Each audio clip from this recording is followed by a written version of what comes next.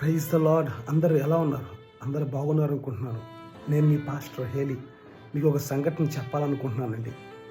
ఒకరోజు ఒక busy road మీద తండ్రి కూతురు రోడ్డు దాటాలనుకుంటున్నారండి. చిన్న కూతురు భయపడుతుందండి. ఆ భయంకరమైన ఈ హారన్ శబ్దాలు, ఈ బైకు, ఈ బస్సు, ఈ కార్లు చూస్తుంటే భయపడుతుంది. కానీ తను తను చేయి పట్టుకుంది తన తండ్రిదే అని నమ్మకం ఉంచి ధైర్యంగా రోడ్డు దాటేసిందండి. నేను ఎందుకు సంఘటన చెప్తున్నాను తెలుసా? ఈరోజు మనము కూడా మనం ఎదుర్కొన్న పరిస్థితులు చూసి భయపడిపోతున్నాం, మళ్ళీ ఏదో చేసేస్తాయని. కానీ మనం మన తండ్రి చేపట్టుకున్నట్టయితే, మన దేవుని చేపట్టుకున్నట్టయితే మనం భయపడమండి. దేవుడే మనల్ని దాటిస్తారండి. దేవుని వాక్యం ఏం చెప్తుందో తెలుసా? సామెతలు 3వ అధ్యాయము 5వ వచనంలో ఏమంటుందో తెలుసా? నీ స్వబుద్ధిని ఆధారము చేసుకున్నాక నీ పూర్ణ హృదయంతో యెహోవా యందు నమ్మకం ఉంచమంటుందండి.